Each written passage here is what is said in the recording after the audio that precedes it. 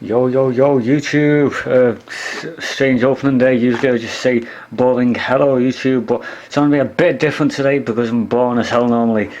I've got a bunch of DVDs, as you can probably tell, DVDs and Blu-Rays near the bottom, and this is basically all the stuff that I've got in the past few weeks. I'm going to do this little DVD slash Blu-ray slash video games and also slash cinema ticket collection update. Ignore this isn't it, I think it's empty. Yeah, it's empty. And I've just had a massive pack of biscuits and I'm getting messaged by someone on MSN, so I'm going to bear with me 1 second. Right, that's going to be happening a lot because I haven't set my status to away, so I'm going to get messaged quite a bit, but we'll start on the first DVD anyway. This is all DVDs on the top.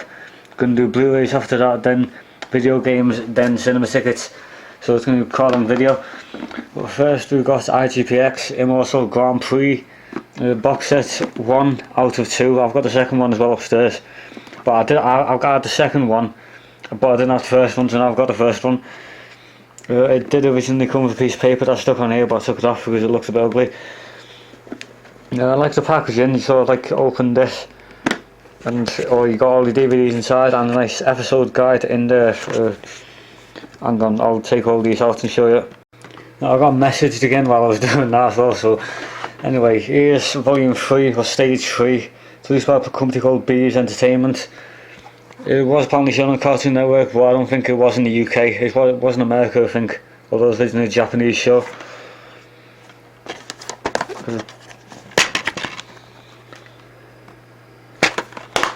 That's rated PG, as you can probably expect, because it's like a PG sort of show.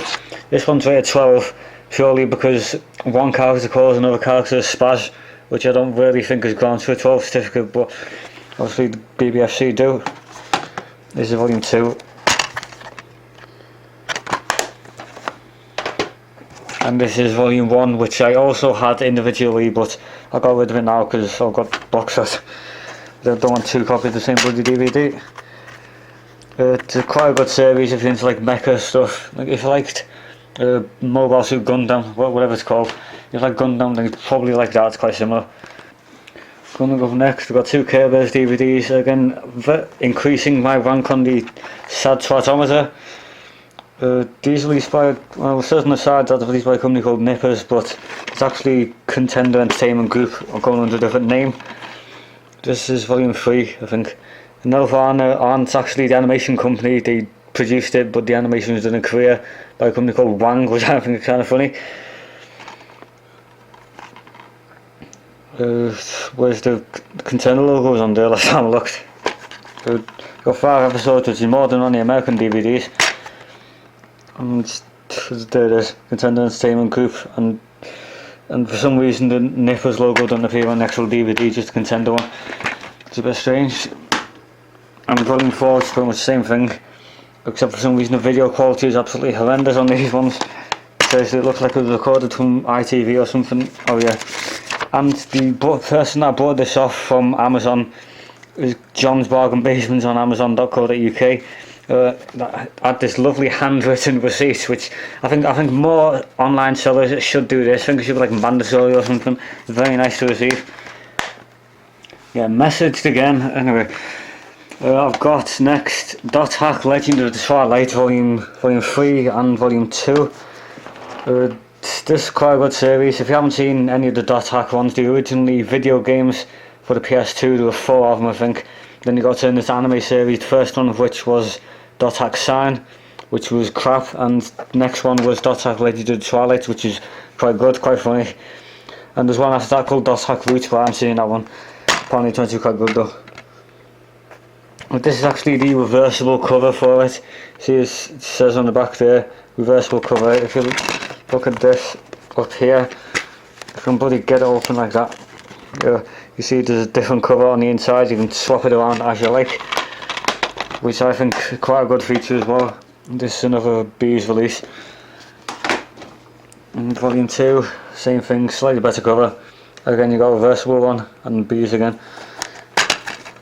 This comes with like a catalogue thing, so it's a really outdated one. Number 2, but I only think they ever made like 2. Doesn't do it now anyway. Coming up next, I've got Bleach Complete Series 4, episode 64 to 91, which is a release by Manga A Stars Company and Viz Media, who are the dubbing company, I think. It's quite a good series, runs for about an age though. I think it's up to like episode 200 and something now in Japan. So not very good if you're looking for a quick series, but very nice artwork on these cases though. I'll show you. Here they are. This is disc 1, in fact no, I'm going backwards in these. This disc 7. Very nice artwork though. And it's on the disc. Disc is like sort of shiny, half picture, which I think is really cool. Can't get the bloody things closed one hand up.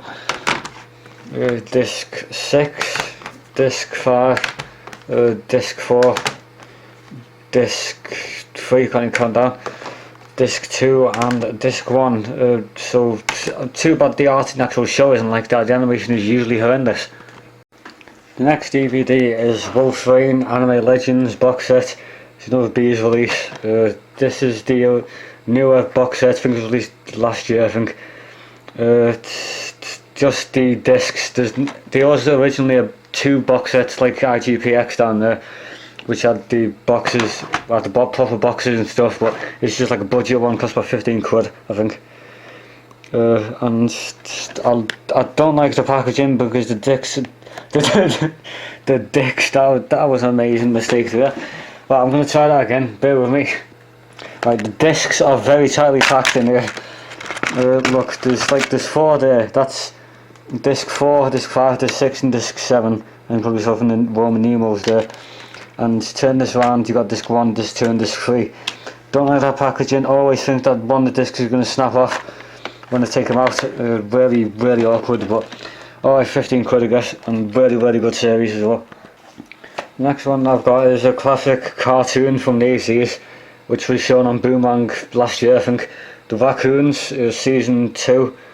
I did try to get season 1, but they didn't have it in the HMV that I was looking in, so I just got season 2 for 7 quid, I think. This is released by a company called Fabulous Films, who, after looking at their website, mostly specialises in old, mostly shit films from the 80s.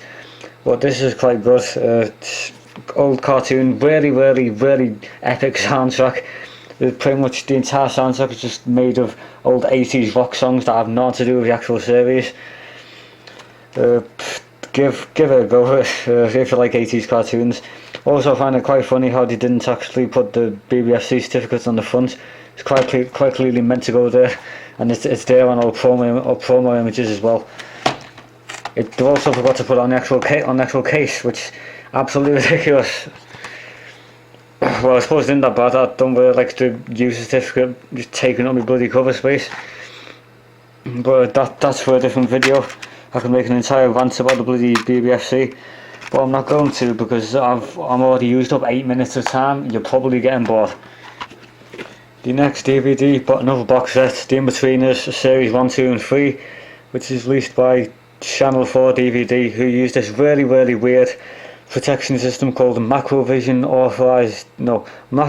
Active Reach Ripguard DVD and Macrovision Active Reach ACP. Don't know what the hell they mean, but for some reason they are the cause why this box set won't work enough the DVD players that I try and use it in.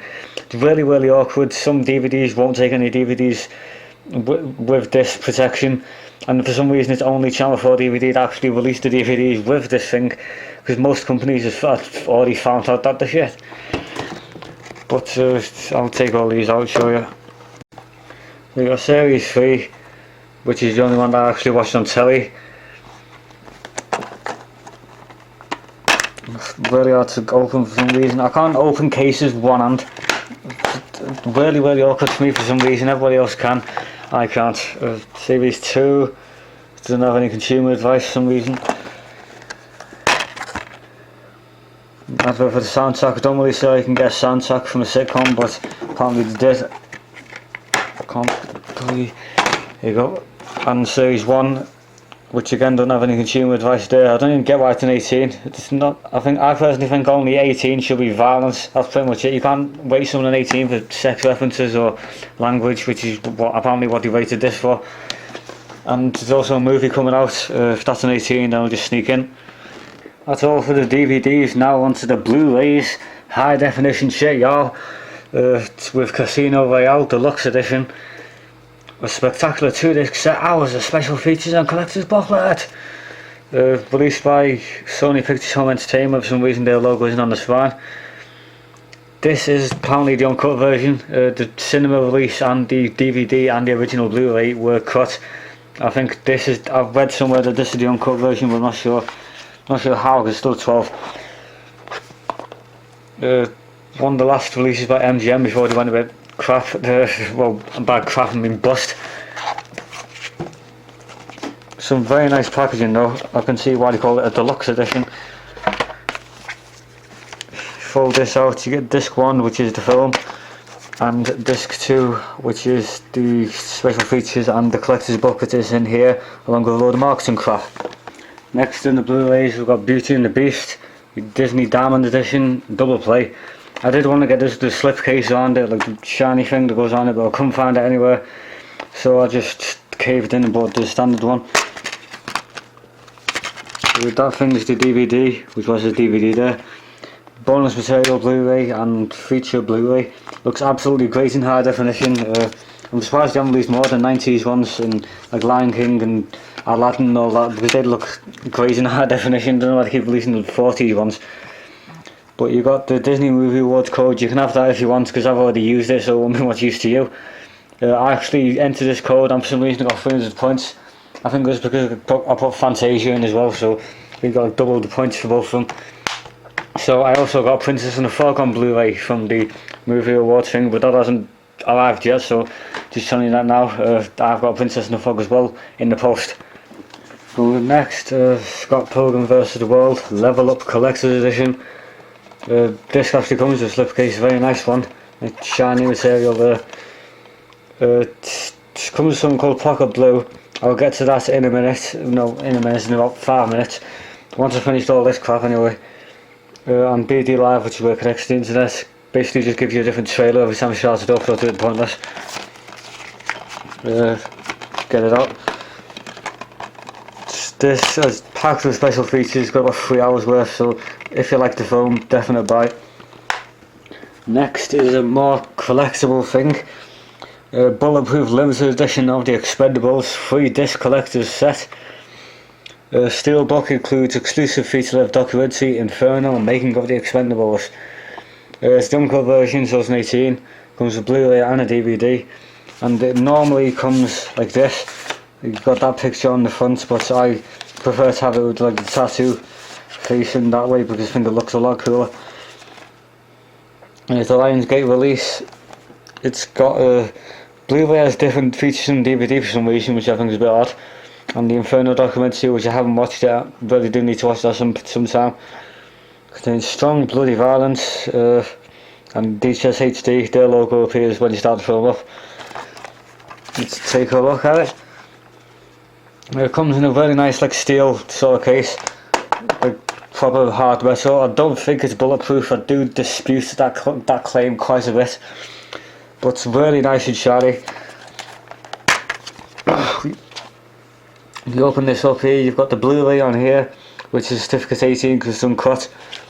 On here you've got the Inferno documentary, which apparently is quite good, but for some reason it's not in high def. It's a DVD. In the American one it was a Blu-ray as well, which bit off that, so but really need to complain to Lionsgate in the future. And underneath here you've got the DVD, which is a 15 because standard definition owners are suckers and you can't have the uncut films. Too bad. Got Surf's Up, which is an animated one, experience high definition. That tells you that it's released back when they were still bloody marketing crap on it. Parental kids will love it apparently. This is quite a good film. I do like how they did like a documentary sort of thing with it. I'm sorry if I sound a bit. Hang on. Right, I should sound a bit better now. You got the Blu-ray, which I don't know. I think it's got more special features than the DVD, but I'm not sure. I do have the DVD as well, and you got this marketing crap as well. Keeping with the Penguin theme, I've got March of the Penguins, which I got earlier today for a father from Game Station. It's Warner Home Video release. This actually doesn't look that good, which I found was a bit disappointing. It's from 2005 and it's a nature documentary and it's grainy as hell. Looks like it's made from the 80s. For some reason I think it's just like the film equipment that they used won't really fit for high definition. There's my receipt. So I'd give this a miss personally value on Blu-ray. Definitely watch the film, great film. But no, give the Blu-ray a miss, you get DVD. Onto the PS3 games now. PS3, PlayStation 3, if you didn't know, if you're like living under a cave or something. And PlayStation Network. This is a boxed edition of Assassin's Creed 2, Complete Edition, which includes additional game sequences and Templar secret locations. And this shiny little box, which does look nice. Becomes a bit of a pain in the arse though when you actually try and get it out. You've got all the standard stuff on the back. Things strong bloody violence and infrequent very strong language. Askaboutgames.com if you're a retard and you can't just figure it out yourself. Uplay, I've got no idea what that is. I think you can like unlock bonus things on Ubisoft games or something. And Battle of Folly, Bonfire of Vanities are the downloadable content, but you don't have to pay for it if you get this. I think you have to pay about £3 for each level if you haven't got this version. But see, this is where it becomes a bit of a pain in the arse. Instead of just having like a slipcase, normally they'd have like a thing here, a little door, and you'd hold it like this and it'd come out perfectly. But no, this is an actual box. You've got like tail open the start, and that's pretty damaged now, as you can see. And then you gotta take the game out like that. I'll just show you the game. This is the standard case. It doesn't say anything about the complete edition of the case, so I think it's a bit dodgy, because if it wasn't on this box then you wouldn't know that was the complete edition. Bloody hell, I've got like 7 litres of phlegm in my bloody throat or something. There's the disc, and then getting it actually into the bloody thing is even more of a pain, especially when you're trying to do it with one hand. So I'll pause the video now. There we go, I've done it. I've ripped the case a bit on the side, but it doesn't really matter, I'm not going to shit. On to the last 3 PS3 games I've got. This is one fucking awesome game, you need to play this. The Sly Trilogy, which is a remake of a bunch of PS2 games, but the PS2 games were epic as all hell, and these even more epic. You got 3D, don't see how it's in 3D because the PS2 games and everything, but yeah, if you got 3D telly, then buy this game, no reason for you. And it's got PlayStation Move features, which I can't use because I've got PlayStation Move. Yeah, it's like a platforming game, developed by Sucker Punch, who also developed, what's it called? Infamous, yeah, Infamous for the PS3. They developed that, and this was the very first game that they ever did. Well, there were 3 of them, but the first one was the very first game they ever did, I think. Might be wrong, I really should research my stuff on Wikipedia first, but anyway, it's the one that made him famous. Yeah, definitely give it a go if you're into like epic platforming, really reminiscent of like Spyro the Dragon or Crash Bandicoot or one of them things. And they're probably making a 4th one, which is Epic Win. And to the last 2 now. This is Legend of the Guardians, Tales of Cthulhu. If you didn't see the film of this, then you were missing out on the most epic film experience I had last year, probably. At least one of them. Unbelievably mind-blowing. Directed by Zack Snyder, who also directed 300 and Watchmen. So you can imagine what the special effects were like. They looked real. They seriously looked real. And they looked like they were in the cinema with me. The 3D was great. Just, I don't know why I'm making them sounds. That's what this film did to me. The game is a bit rubbish actually. It's quite good, like for the first hour, but you do the same stuff every single time, over and over and over and over and over, over and over and over and over, and again once more, over and over and over. And I was playing it for about 3 hours. That's what it felt like anyway. And I'm on like 2% of the way through. Just you have to do press the same buttons. Left analog stick up, press circle. Left analog stick up, press circle. Press X, press circle. Same stuff over and over again. Give it a rent if you really like the film, because if you like the film, there's some good cutscenes, but not really one I'd recommend you buy. Sorry, I got messaged by someone there. Still getting a message by MSN. I see I've got 2 windows open there, got someone on there. I've got Twitter open, I've got Facebook up there. I've got all the social applications open, and I've got something else to this. In fact, no, it's up in my bedroom, but I'll show you that at the end. But lastly, it's on to the last one, which is Assassin's Creed Brotherhood Special Edition. Special Edition gives you the opposite of the Trojan Market, I think I pronounced that right, and exclusive packaging, which is this like shiny stuff. And the PlayStation 3 owners get the Copernicus conspiracy missions. PSN connection required, because you know we're awesome and you 360 owners are crap. You play again, ask them on games. It sounded really nerdish then. Hang on, I must go and blow my nose, give me a sec. Yeah, anyway, after the nerd is over, and I've just blew my nose.